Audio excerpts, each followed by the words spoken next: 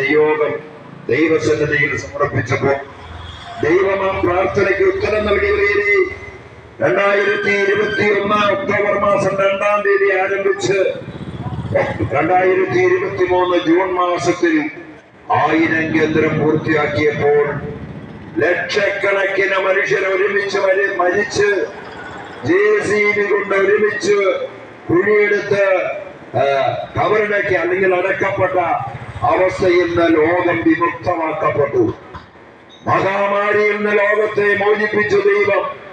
നമ്മുടെ നിസ്സാരമായ പ്രാർത്ഥന പോലും ദൈവം ബലമതിക്കാൻ കാരണം ദൈവത്തിന്റെ സുവിശേഷം പ്രസംഗിച്ചാൽ ദൈവത്തിന് അത്രയേറെ പ്രീതികരമാണ്. അത് ദൈവത്തിന്റെ നീതിയുടെ ഭാഗമാണ്.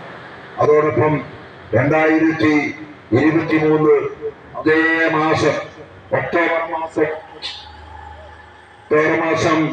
21-ാം തീയതി നമ്മുടെ താമരശ്ശേരി രൂപതയുടെ ബഹുമാനപ്പെട്ട അധ്യക്ഷൻ മാർ റെമിജിയൂസ് ഇഞ്ചനാനിയിൽ പിതാവ് ഉദ്ഘാടനം ചെയ്ത് അനുഗ്രഹിച്ച മറ്റൊരു പ്രോഗ്രാമാണ് മണിപ്പൂർ കലാപം.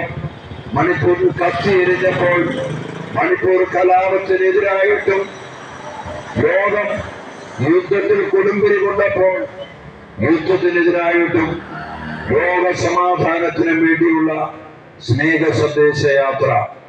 അത് ഈ പറഞ്ഞതുപോലെ കോഴിക്കോട് സോണിന്റെ പരിധിയായ 2 ജില്ല, വടകര മുതൽ മഞ്ചേരി വരെ ഈ സ്ഥലങ്ങളില് 2 വർഷത്തെ ദൈവവചന പ്രഘോഷണം സ്നേഹ സന്ദേശ യാത്ര നടത്തി.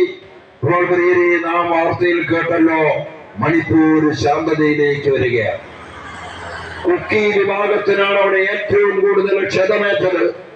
അവിടെ പള്ളികൾ തകർക്കപ്പെട്ടു, നൂറുകണക്കിന് ഭവനങ്ങൾ അഗ്നിക്കിരയായി, നൂറുകണക്കിന് മനുഷ്യർ മരിച്ചു വീണു. അവിടെ നമ്മുടെ ബഹുമാനപ്പെട്ട പ്രധാനമന്ത്രി മണിപ്പൂർ സന്ദർശിച്ച് അവിടെ 7500 കോടി രൂപയുടെ പാക്കേജ് കുക്കി വിഭാഗത്തിന്റെ സ്വാതന്ത്ര്യം നൽകാനായിട്ട് പ്രഖ്യാപിക്കുന്നതാണ് നമ്മൾ കണ്ടത്. ദൈവത്തിന് അസാധ്യമായിട്ടൊന്നുമില്ല. ദൈവത്തിന് എല്ലാം സാധ്യമാണ്. ഈ അധികാരങ്ങളെല്ലാം ദൈവത്തിന്റെ കരത്തിന്റെ കീഴിലാണ്.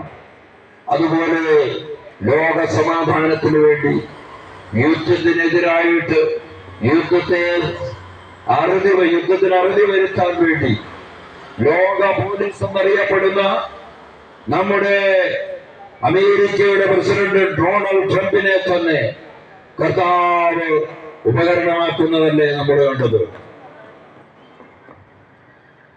ഇസ്രായേലും